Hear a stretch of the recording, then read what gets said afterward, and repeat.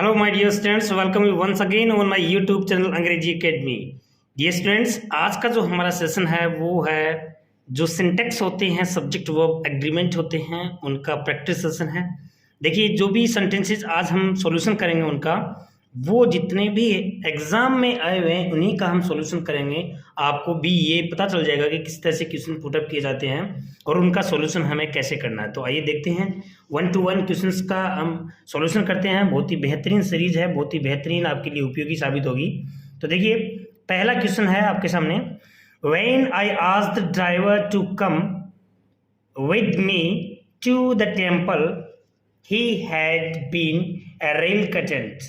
रेलकटेंट means होता है unwilling होता है। तो देखिए, यहाँ पे पहला जो पोर्शन है, when I asked the driver to come, okay, उसके बाद में आता है with me to the temple, और उसके बाद में आता है ही हैड बीन रेलकटेंट। तो ये कह रहा है कि यहाँ पे जो ऑप्शन सी है, ही हैड बीन, यहाँ पे क्या होना चाहिए, हैड बीन की जगह है वोज होना चाहिए, ही वोज रेलकटेंट। इसने कहा है कि when I asked the driver to come with me to the temple, यहाँ पे जब मैंने ड्राइवर से पूछा मेरे साथ मंदिर चलने के लिए, तो ही वॉज रेलकटेंट, हुआ है क्या था, अनिच्छुक था, वह अनविलिंग था वह, तो ही वॉज यहाँ पे हैड बीन की जगह क्या आ जाएगा, वॉज आ जाएगा। क्लियर हुआ? सारे के सारे क्वेश्चंस जो हैं, जो प्रीवियस एग्जाम है उनमें उन्हीं से लिए गए हैं। तो डियर स्टूडेंट्स, ध्यान रखना, ये आपके लिए बहुत ही बेहतरीन उपयोगी साबित होंगे आपके एग्जाम में। आपको बिल्कुल टोटली फोकस लगा के इनको सुनना है, देखना है।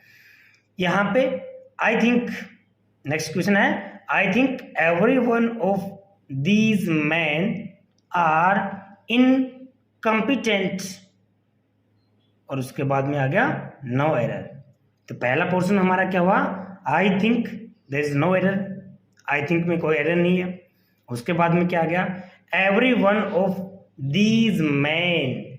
ध्यान रखना कि एवरी वन ऑफ जो है, एवरी वन ऑफ जो है, उसके बाद में प्लूरल नाउन आएगा, और उसके बाद जो नाउन है उसके अकॉर्डिंग हेल्पिंग वर्ब या वर्ब नहीं आएगी।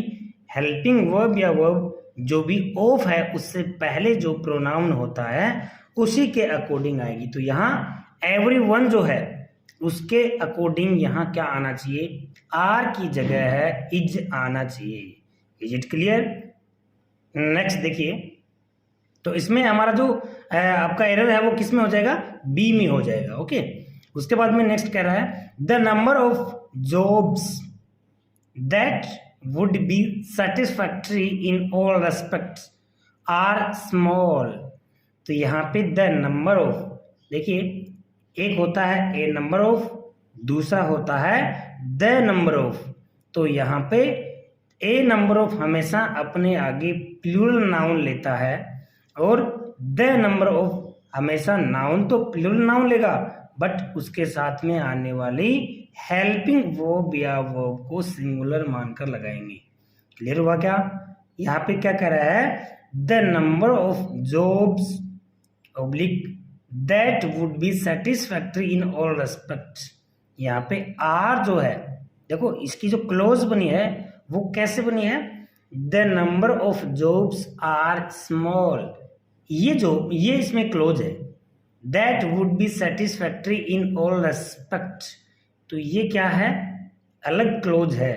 तो आपको इतना ध्यान रखना है कि the number of jobs are small, तो यहाँ आर जो आया है वो द नंबर ऑफ जॉब्स के लिए है। तो आपको ध्यान रखना है, जॉब्स के अकॉर्डिंग यहाँ आर ने लगा के the number of jobs is आएगा, आर की जगह क्या आएगा, इज आएगा, क्योंकि ऑफ से पहले मैंने आपको बताया कि द नंबर ऑफ है उसको हम क्या मानते हैं, सिंगुलर मानते हैं, और यहाँ क्या आ जाएगा, इज आ जाएगा, ओके।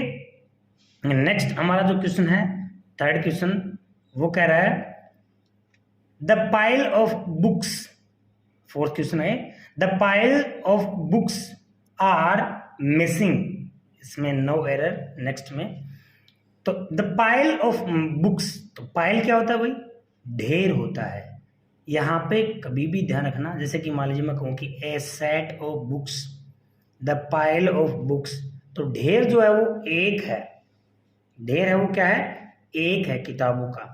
ऑफ से पहले जो भी वर्ड जो है जो हमें इंडिकेट कर रहा है उसके अकॉर्डिंग तो लगाएंगे ना, हेल्पिंग वर्ब या मेन वर्ब। तो यहाँ पे जो द पाइल है इसके अकॉर्डिंग हमारा आर ना आकर इज आएगा। तो ये कैसे सेंटेंस होगा, the pile of books is missing. ठीक है, क्लियर हो गया। उसके बाद में अगला जो आ रहा है, आइदर ही और आई आर रॉन्ग। अब इसमें क्या बोला ये, आइदर ही और आई, जब भी दो नाउन, जब भी दो सब्जेक्ट आइदर और से जुड़ते हैं, किससे जुड़ते हैं, आइदर और से जुड़ते हैं, तो जो नियरेस्ट सब्जेक्ट होता है, नियरेस्ट सब्जेक्ट का मतलब यहाँ पे आइदर और जो है उसका जो नियरेस्ट सब्जेक्ट कौन सा है, आई।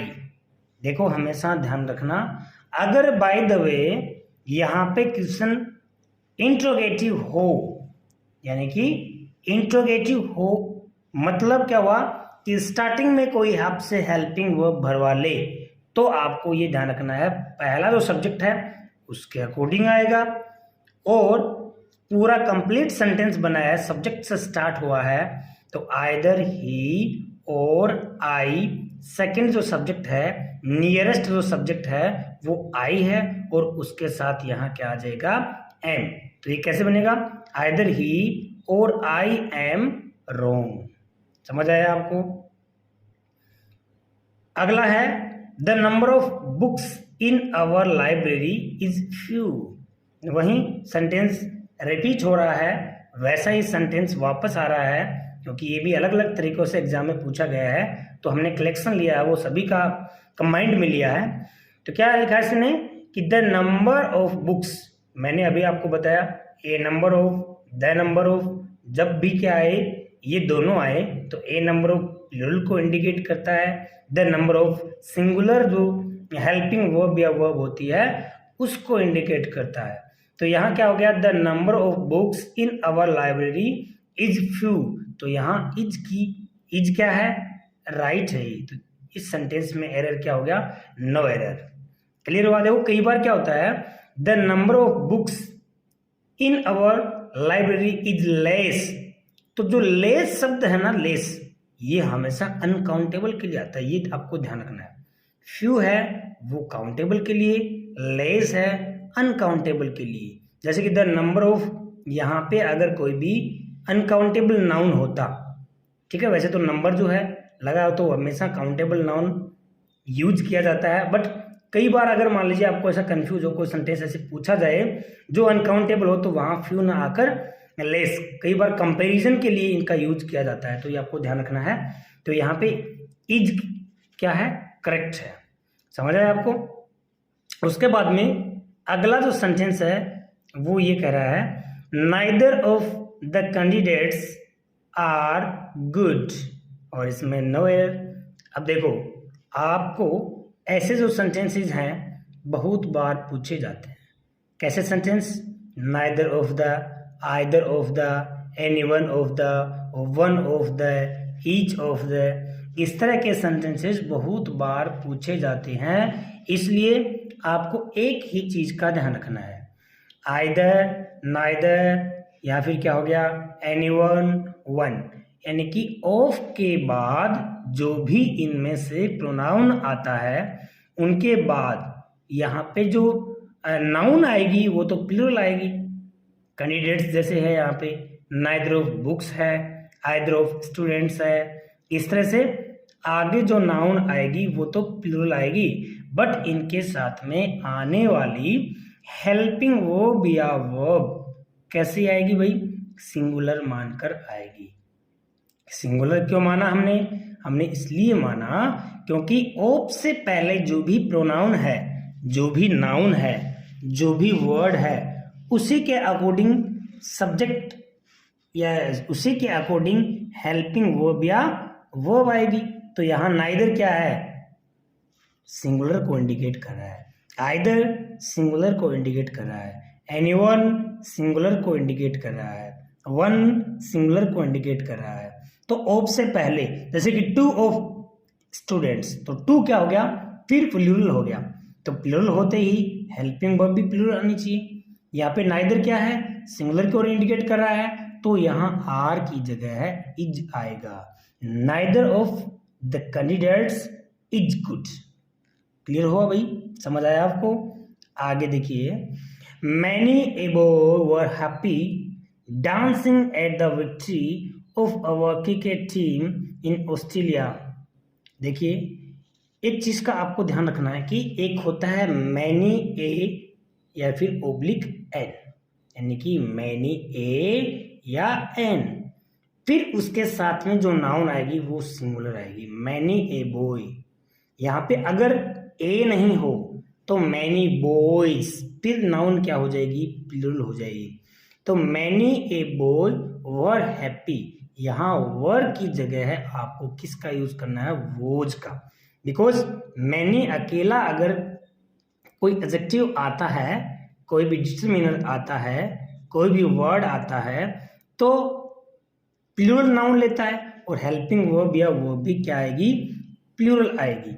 इसलिए क्या हुआ, मैनी ए बॉय, यहाँ मैनी ए के साथ में नाउन तो सिंगुलर आ गई, और हेल्पिंग वर्ब या वो भी क्या मान कर आएगी, सिंगुलर मान के आएगी। इसलिए यहाँ क्या आ गया भाई, वोज आ गया।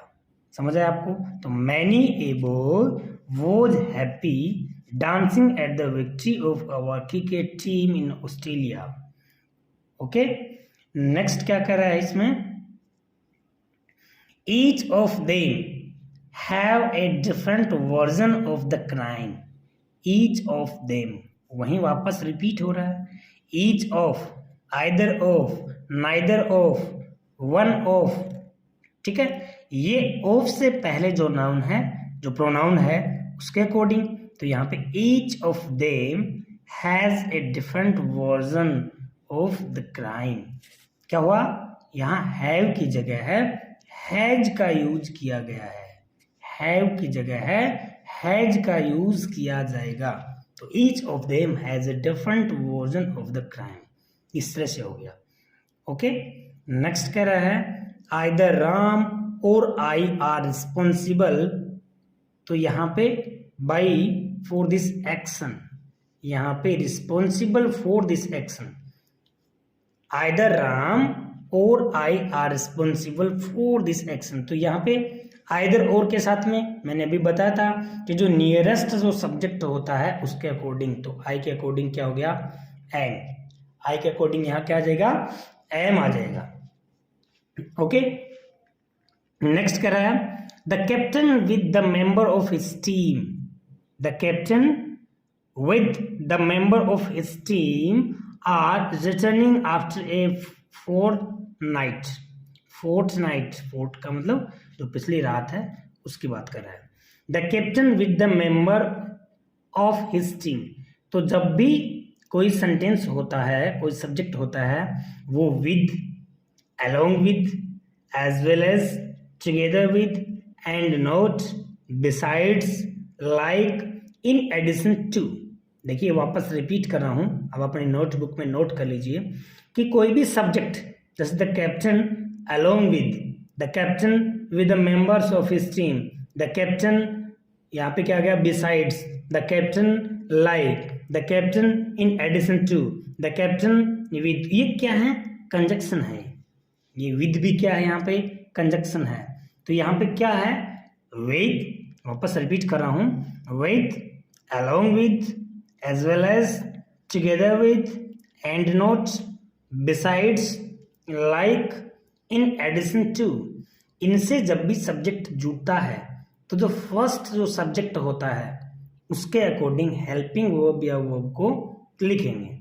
समझ आया क्या आपको? तो देखो ये सेंटेंस कैसे होना चाहिए, the captain with the member of his team, the captain with the member of his team, members, the captain with the members of his teams, are की जगह है क्या होना चाहिए, इज, क्योंकि कैप्टन के अकॉर्डिंग यहाँ पे हेल्पिंग वर्ब या वर्ब आएगी।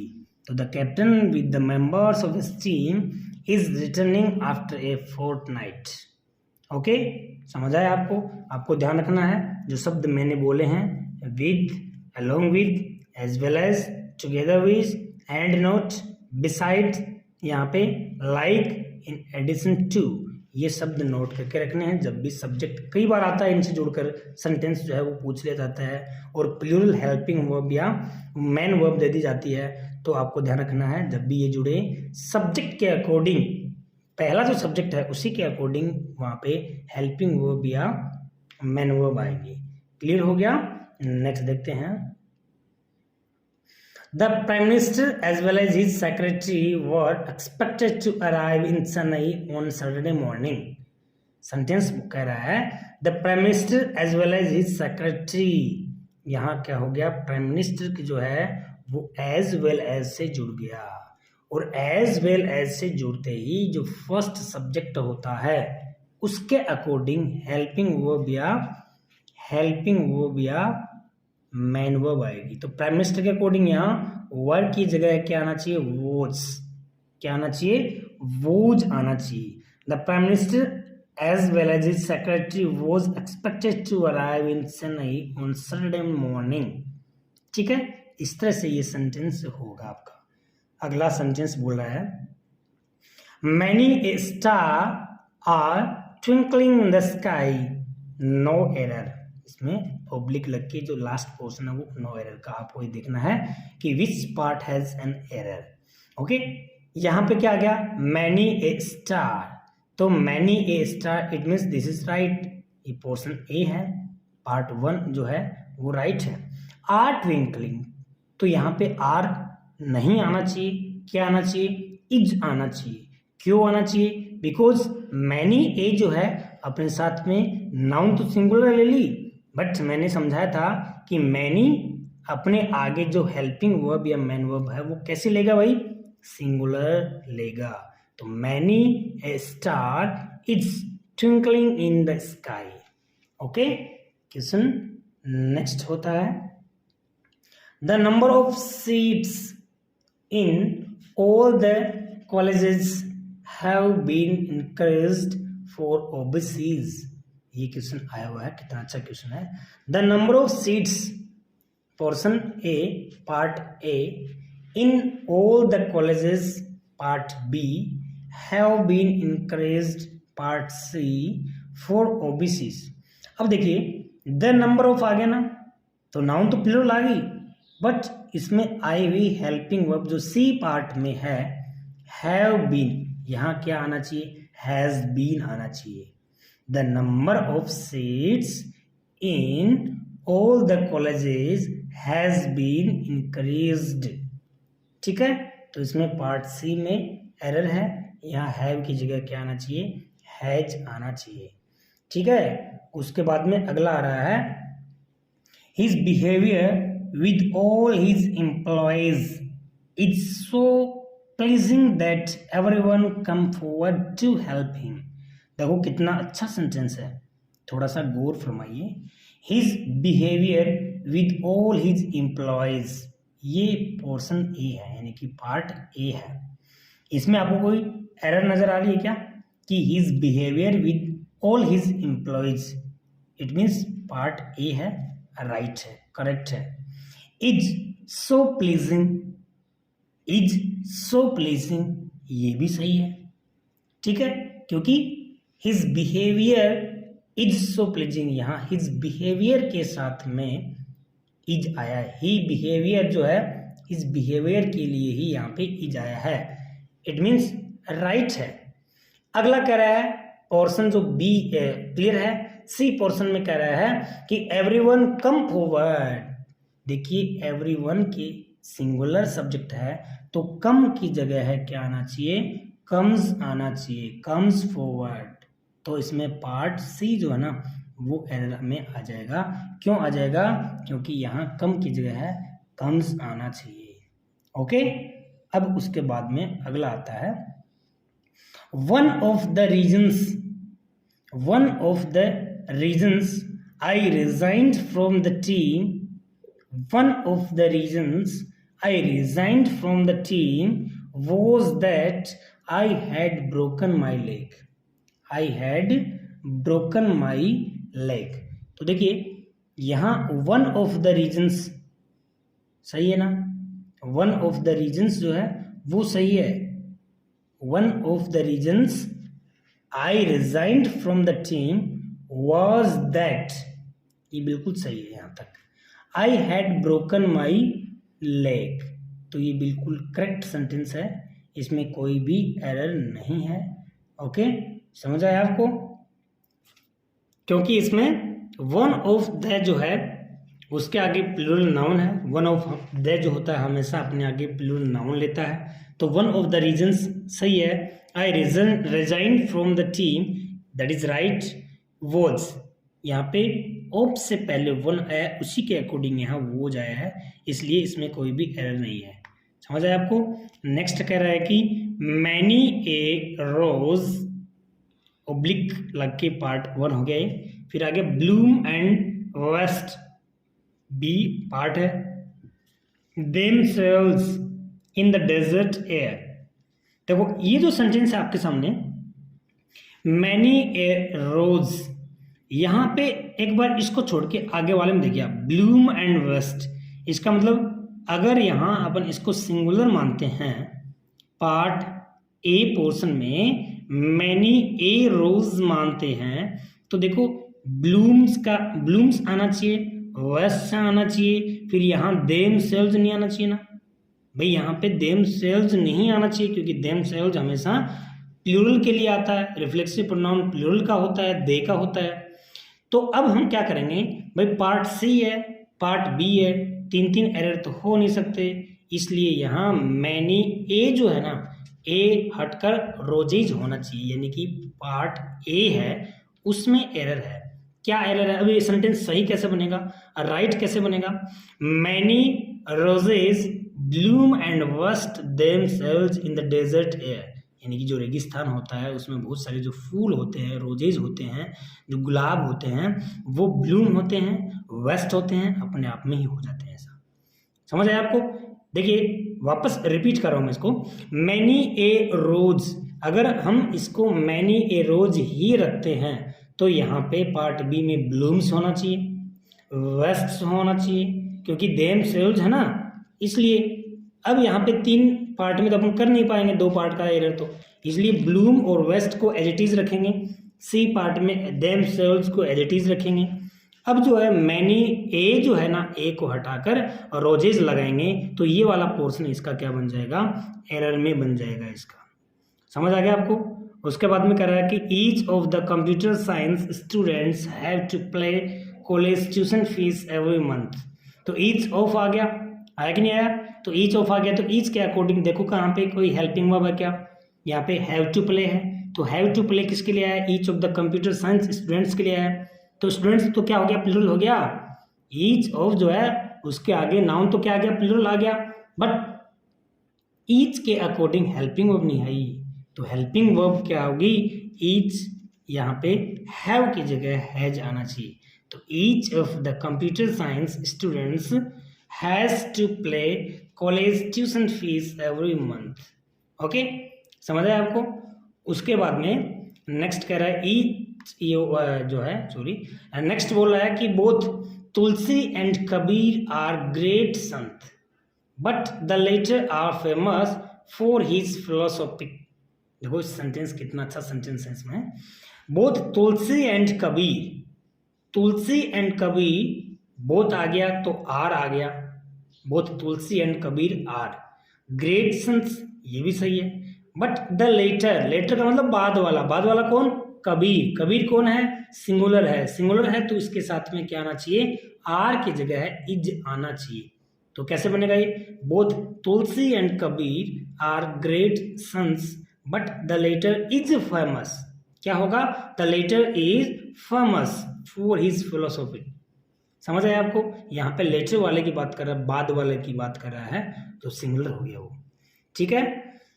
अगला बोल रहा है कि the trouble with most man's family, the trouble with most man's family lives are their mother in laws, their mother in law. यहाँ पे the trouble with most man's family lives, lives का मतलब जीवन मान लीजिए, जिंदगी मान लीजिए, ठीक है। तो द ट्रबल मैंने क्या बताया था, with, along with, together with, ठीक है। ये जो जितने भी आपको बताए थे, इन ऑर्डर टू, जितने भी आपको बताए थे, जो कंजक्शन बताए थे, उनके साथ पहला जो सब्जेक्ट आता है, पहले जो नाउन आता है उसके अकॉर्डिंग आएगा।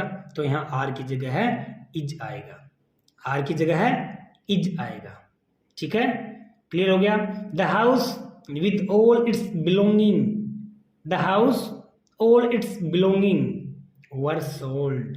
बिलोंगिंग मीन्स जो भी उसमें था, जो भी उसकी संपत्ति थी, जो भी उसके साथ मटेरियल था, जो भी उसके साथ में कुछ भी बिलोंगिंग था, संपत्ति, जो कुछ भी अपन बोलते हैं, वो क्या हो गया, सोल्ड, यानी कि बेच दिया गया। तो द हाउस विद आया ना, तो द हाउस के अकॉर्डिंग आएगा, तो वर की जगह क्या आ जाएगा, वोज आ जाएगा। इस तरह से आपके सामने काफ़ी सारे सेंटेंसेस थे। आई होप कि आपको टोटली समझ आया होगा और ये आपके लिए आने वाले जो एग्ज़ाम्स हैं उनमें बेहतरीन उपयोगी साबित होंगे। Thanks for watching my video.